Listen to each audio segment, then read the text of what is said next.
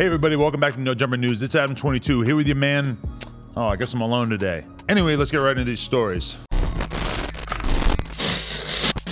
Subway has found itself in yet another controversy after the New York Times published a report claiming lab tests found no tuna DNA in Subway's tuna sandwiches. Earlier this week, the Times revealed that they commissioned a lab analysis after ordering 60 inches worth of Subway tuna sandwiches from 3 separate locations in Los Angeles. The study determined that the submitted samples did not contain tuna DNA or a species that could be identified. Subway responded to the criticism with a statement insisting that their tuna is 100% wild caught, despite a New York Times lab test, calling the claims baseless and threatening to its business. A recent New York Times report indicates that DNA testing is an unreliable methodology for identifying processed tuna. This report supports and reflects the position that Subway has taken in relation to a meritless lawsuit filed in California and with respect to DNA testing as a means to identify cooked proteins. DNA testing is simply not a reliable way to identify denatured proteins like Subway's tuna, which was cooked before it was tested. Unfortunately, various media outlets have confused the inability of DNA testing to confirm a specific protein with a determination that the protein is not present. The testing that the New York Times report references does not show that there is not tuna in Subway's tuna. All it says is that the testing could not confirm tuna,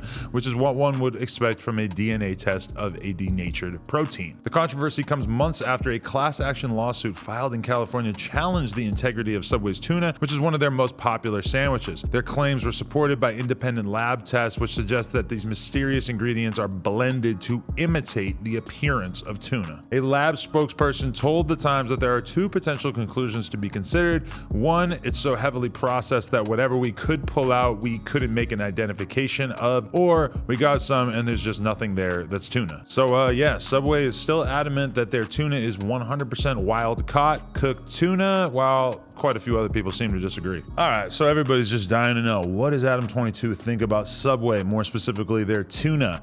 I'm gonna be real with you. If I had to go to Subway right now, I would probably get the steak sandwich, maybe like the turkey. I guess I could kind of see that being all right. It's been a long time. Honestly, I would eat almost anything besides Subway. But when it comes down to it, you do not want to trust Subway with tuna. That's just how I feel. I would never eat the Subway tuna. I can think of all kinds of sewage and waste that I would rather consume than eat the tuna from Subway. So to me, this is like a pretty completely purposeless investment by the New York Times. I guess I actually kind of buy the argument a little bit from Subway, where they say that these tests are not really meant to identify cooked proteins. I actually read this whole article, and it does seem like that argument makes some sense because the Times had a really hard time finding anyone who was even willing to test this meat in the first place. That being said, I don't need a team of scientists to tell me that the tuna from Subway is fucking nasty, and I would rather go across the street to fucking Bobo's Burger Shack and eat something over there than have anything to do with that trash. Next topic.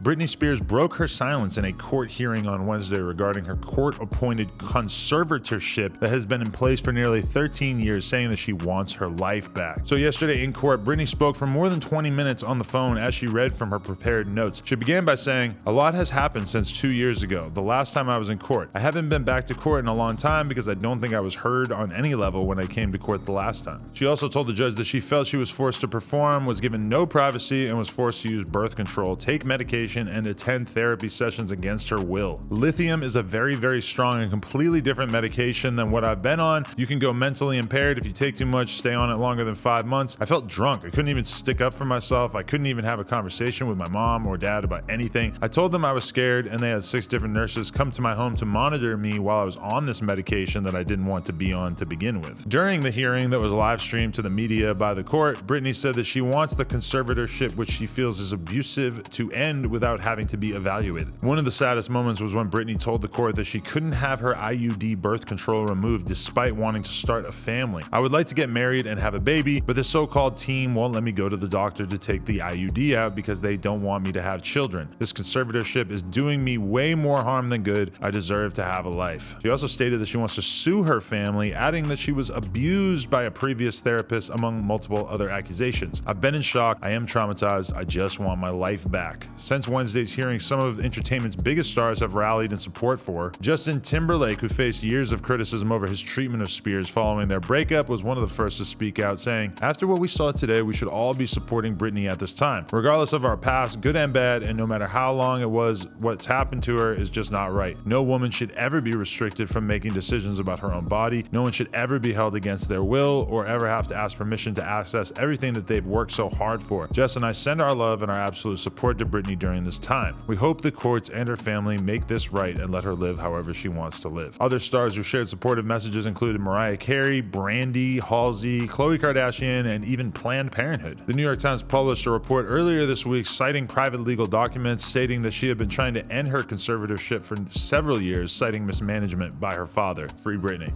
Okay, I'm not gonna lie.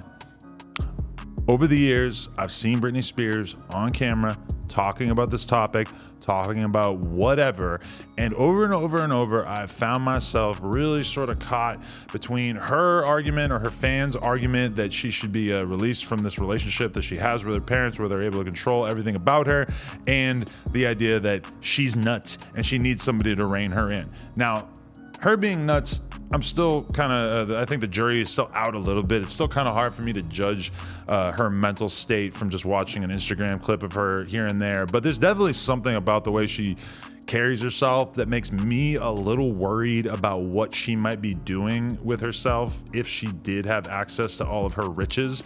That being said, I mean, when you're talking about something like birth control, I mean, it's really hard to fathom the idea that any woman should be forced to be on birth control, never mind the lithium and all this other shit, against her own will. I mean, I can understand that maybe she's had a lot of mental health problems over the years. I totally buy that. But I mean, I think it's clear at this point that she needs to at least be allowed to make some mistakes, right? So Britney, I'm not 100% sure that I feel like she's actually sane at this moment in time, but it does seem clear to me that regardless of all that, you know, there definitely needs to be something that will change here. And for people who've been following the story, you have to realize how remarkable it is for her to actually be in court telling this side of the story where, I mean, after that Free Britney documentary came out, you had Britney coming out and saying some things that to a lot of people sort of indicated that she wasn't even really on board with this movement that her fans had started.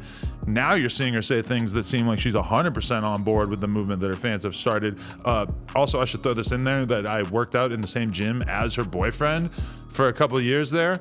And he seems like a great guy. And I kind of assumed that he wouldn't be dating a crazy person. So I think I might officially be Team Free Britney. So I've made the change.